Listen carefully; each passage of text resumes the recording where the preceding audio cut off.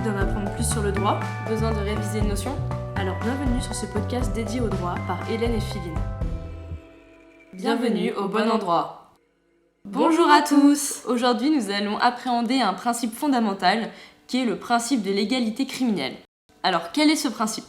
Le principe de l'égalité criminelle est un principe que l'on retrouve en droit pénal. Ce principe fondamental trouve son expression au sein de l'adage nullum crimen sine lege, nulla poena sine lege, soit il n'y a pas d'incrimination sans texte, ni de peine sans texte. Concrètement, ça veut dire quoi? Ça veut dire que si l'acte de nettoyer ma piscine n'est pas incriminé, je ne peux pas être jugé pour avoir nettoyé ma piscine. Mais alors, comment est consacré ce principe ?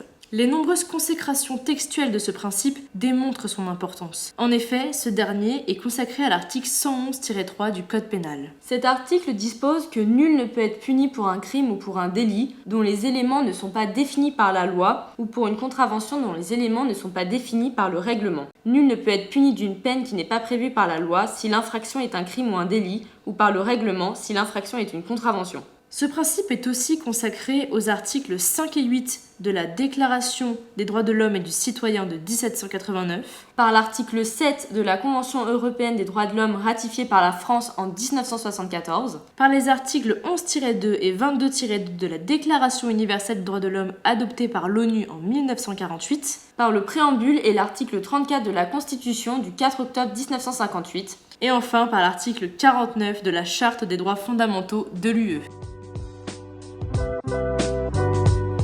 Alors, quelle est l'histoire de ce principe? D'où vient ce principe? Pourquoi il est né? Ce principe est né à l'issue de la Révolution française afin de lutter contre l'arbitraire du juge qui régnait avant la Révolution, ainsi que l'incertitude des nombreuses règles coutumières. Et quels sont les intérêts de ce principe? Le principe de l'égalité criminelle permet d'instaurer au sein de l'état de droit des règles précises et prévisibles. En effet, on peut faire le rapprochement avec un jeu de société.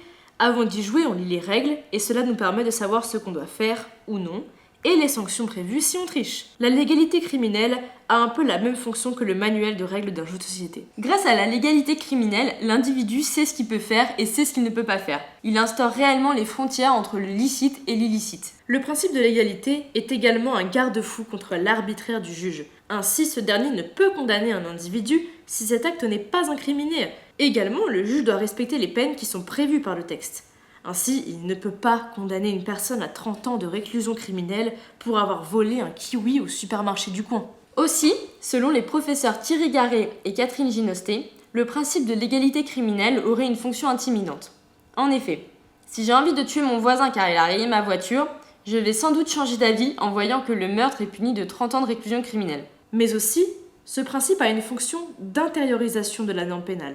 Par la légalité criminelle, les individus intègrent les interdits sociaux au sein de leur esprit et développent une obéissance réflexe à la loi. Comment est interprété ce principe de l'égalité? Traditionnellement, on donnait au principe de l'égalité un sens formel, c'est-à-dire qu'il était nécessaire d'avoir un écrit pour poursuivre une personne. Toutefois, la Cour européenne des droits de l'homme est allée plus loin, en attribuant un sens formel mais également un sens matériel à ce principe. Par le sens matériel, la norme pénale doit être claire, précise, accessible et proportionnelle. La vision de la Cour européenne des droits de l'homme a eu une influence en droit français, car dorénavant la Cour de cassation vérifie que l'application de la norme pénale soit proportionnelle et nécessaire. Quelle est la portée de ce principe? Le principe de l'égalité s'applique à toutes les infractions, que ce soit un crime, un délit ou une contravention. Seuls les comportements incriminés peuvent faire l'objet d'une sanction pénale. Le principe de l'égalité s'applique également aux peines. Le législateur doit prévoir une sanction liée à l'acte incriminé, car le juge ne peut décider de lui-même d'une peine. Si le juge pouvait décider de lui-même, on tomberait de nouveau dans l'arbitraire du juge. Toutefois, le juge a la possibilité de modérer la peine. Cela permet au juge d'ordonner une mesure adaptée au condamné et lui permettre une meilleure resocialisation. Alors, quelles sont les conséquences de ce principe? Tout d'abord, le législateur doit être rigoureux dans les textes d'incrimination. Il est nécessaire que ces derniers soient précis et clairs. En effet, si ces derniers sont trop vagues, le juge devra interpréter le texte et cela peut nuire aux libertés individuelles. Par exemple, L'article 222-33 du Code pénal définissait le harcèlement sexuel comme le fait de harceler autrui dans le but d'obtenir des faveurs de nature sexuelle. Le législateur ne donnait aucune précision sur l'acte délictueux. Le 4 mai 2012, le Conseil constitutionnel saisi par une QPC a déclaré cet article non conforme à la Constitution en raison de son imprécision justement. Le texte a alors été réécrit par la loi du 6 août 2012. Également, en application de l'article 112-1 du Code pénal, les textes d'incrimination ne peuvent être rétroactifs. Ça serait pas juste. Imaginons que je nettoie ma piscine le lundi et que le mercredi cet acte devienne un délit.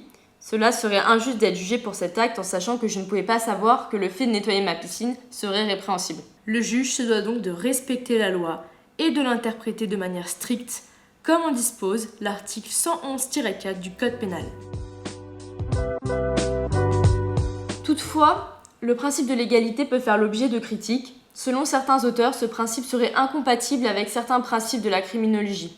En effet, certaines personnes ont un comportement dangereux avant même d'avoir commis une infraction. Ainsi, pour ces personnes, il peut sembler opportun de mettre en œuvre une mesure afin de protéger la société de cet état dangereux. En droit français, il existe de telles mesures. Ce sont les mesures de sûreté. Mais on aura l'occasion de revenir dessus dans un autre podcast. Voilà, c'est la fin de notre podcast. N'hésitez pas à nous donner votre avis sur la question en commentaire sur YouTube ou sur notre compte Instagram. Et rendez-vous très vite pour un nouvel épisode. C'était Hélène et Philine dans ce podcast dédié au droit. À bientôt pour un nouvel épisode. Et n'oubliez pas, Vous êtes au bon endroit.